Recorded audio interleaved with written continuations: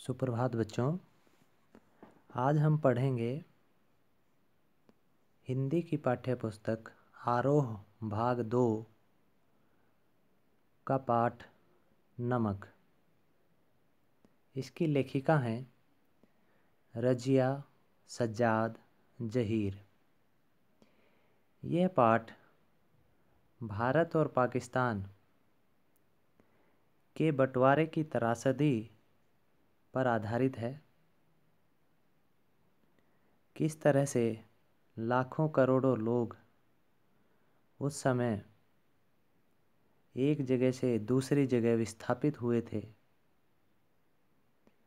अपनी ज़मीन जायदाद संपत्ति सगे संबंधियों को छोड़कर उन्हें बिछुड़ना पड़ा, उन्हें दूसरी जगह बसना पड़ा। तो उसी समस्या को केंद्र में रखते हुए ये पाठ लिखा गया है। वस्तुतः यह एक कहानी है। रजिया जी मुख्यतः उर्दू में लिखती हैं।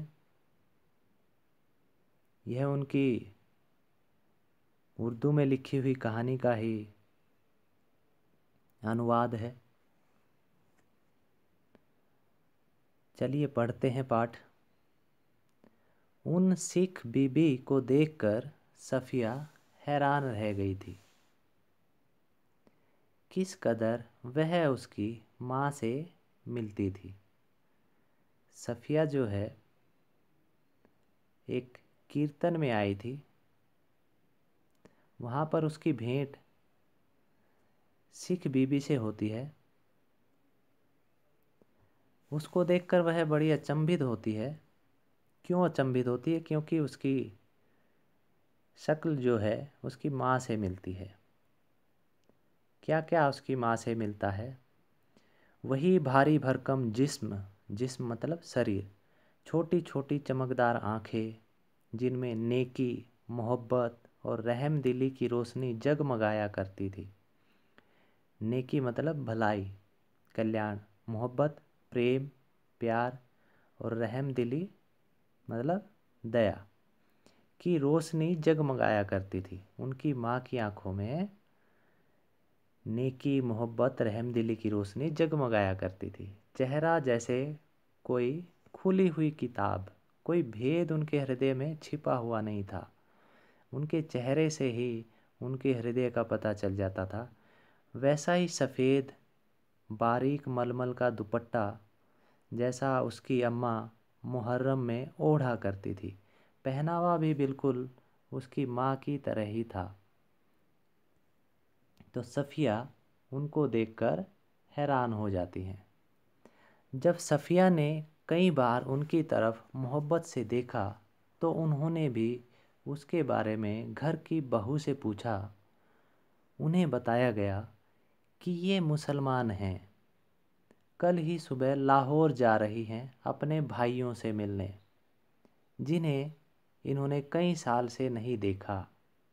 लाहौर का नाम सुनकर वे उठकर सफ़िया के पास आ बैठी और उसे बताने लगीं कि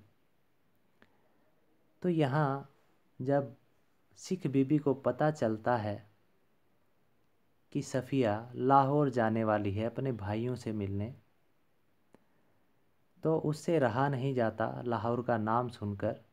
तो उसके पास आ बैठती हैं और क्या बातें करती हैं, लाहौर के बारे में उन्हें बताती हैं।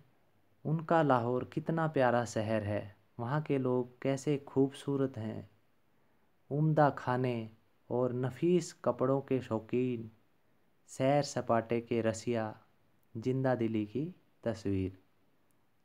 तो लाहौर के लोगों के बारे में सिख बीबी बताती हैं कि वे बहुत सुंदर होते हैं, वहाँ के लोग सुंदर होते हैं, खूबसूरत हैं, उम्दा खाना खाते हैं, उम्दा मतलब बढ़िया, और नफीस कपड़ों के शौकीन हैं। नफीस का मतलब है सुरुचिपूर्ण, अच्छे, सुंदर, बढ़िया कपड़ों के शौकीन हैं। सैर सपाटे के रसिया, घूमने में रस लेते हैं। सैर सपाटा यानी पर्यटन, उसके रसिक हैं। जिंदा दिली की तस्वीर, वे लोग जिंदा दिल हैं, लाहौर के लोग जिंदा दिल हैं, ऐसा कौन बताती है? ऐसा बताती हैं सिख बीबी। कीर्तन होता रहा, वे आहिस्ता आहिस्ता बातें करती रहीं। आहिस्ता आहिस्ता मतलब धीरे धीरे बातें करती रहीं। सफ़िया ने दो एक बार बीच में पूछा भी, माता जी आपको तो यहाँ आए बहुत साल हो गए होंगे। तो जवाब मिलता है, हाँ बेटी, जब हिंदुस्तान बना था तभी आए थे। वैसे तो अब यहाँ भी हमारी कोठी बन गई है, बिजनेस है, सब ठीक ही है, पर लाहौर बहुत याद आता है। हमारा वतन तो जी लाहौर ही है। सिख बीबी की इन पंक्तियों से, इन बातों से ये स्पष्ट हो जाता है कि बेशक बंटवारे के बाद वो भारत आ गई हों, हिंदुस्तान आ गई हों, लेकिन उनका हृदय, उनका दिल तो अभी भी लाहौर में ही है। बंटवारा शरीरों का बेशक हो गया हो, लेकिन मन अभी भी उनका लाहौर में ही रहता है। और वो कहती हैं कि हमारा वतन तो जी लाहौर ही है। बेशक उन्होंने हिंदुस्तान में आकर कोठी बंगला बना लिया है, बिजनेस है, व्यापार है, सब कुछ है, पैसा है, कमी नहीं है किसी चीज़ की, लेकिन फिर भी लाहौर की यादें उन्हें आती हैं। फिर पलकों से कुछ सितारे टूटकर दुधिया आंचल में समा जाते हैं। महत्वपूर्ण पंक्ति है। सिख बीबी भावुक हो जाती है। लाहौर की जब उन्हें याद आती है, लाहौर का जिक्र चलता है, तो वे भावुक हो जाती हैं। और उनकी पलकों से कुछ सितारे टूटकर मतलब उनकी पलकों से कुछ आंसू निकलकर दुधिया आंचल में समा जाते हैं। उनका जो पल्लू है, उनका जो आंचल है दुधिया रंग का, उसमें उनके वो आंसू समा जाते हैं, यानी कि वे भावुक होकर रोने लग जाती हैं। बात आगे चल पड़ती, मगर घूम फिर कर फिर उसी जगह पर आ जाती। साडा लाहौर, साडा लाहौर मतलब हमारा लाहौर। तो लाहौर से वो बहुत गहरे जुड़ी हुई हैं। कीर्तन कोई 11 बजे ख़त्म हुआ। जब वे प्रसाद हाथ में लिए उठने लगी और साफिया के सलाम के जवाब में दुआएं देती हुई रुखसत होने लगी, रुखसत का मतलब है विदा होने लगी, तब सफ़िया ने धीमे से पूछा, आप लाहौर से कोई सौगात मंगाना चाहें तो मुझे हुक्म दीजिए। सौगात का मतलब है उपहार, भेंट, गिफ्ट। अगर आप, मैं लाहौर जा रही हूँ, अगर आप कोई उपहार या सौगात वहाँ से मंगाना चाहें तो मुझे आदेश दीजिए, हुक्म दीजिए मतलब आदेश दीजिए। वे दरवाजे से लगी खड़ी थी, भावुक थी, हिचकिचाकर बहुत ही आहिस्ता से बोली, धीरे से बोली, अगर ला सको तो थोड़ा सा लाहौरी नमक ले आना। 15 दिन यूँ गुजरे कि पता ही नहीं चला। अब सफ़िया जो है वो लाहौर पहुंच चुकी है, उसे वहां पहुंचे हुए 15 दिन का समय बीत चुका है। और वो कहती है कि ये 15 दिन कैसे बीते पता ही नहीं चला। जब हम अपने रिश्तेदारों, सगे संबंधियों के बीच में होते हैं तो हमें पता ही नहीं चलता कि वो खुशी का समय कब बीत जाता है। तो सफ़िया को भी पता ही नहीं चला कि कब 15 दिन बीत गए। जिम खाना की शामें, जिम खाना मतलब जिम जिसे आप कहते हैं, व्यायामशाला कह सकते हैं। दोस्तों की मोहब्बत, दोस्तों का प्यार, भाइयों की खातिरदारियाँ। जो भाई साफिया के वहाँ रहते थे वो उसकी बहुत खातिरदारी वहाँ कर रहे थे। खातिरदारी करना मतलब आव भगत करना, स्वागत करना, सेवा करना।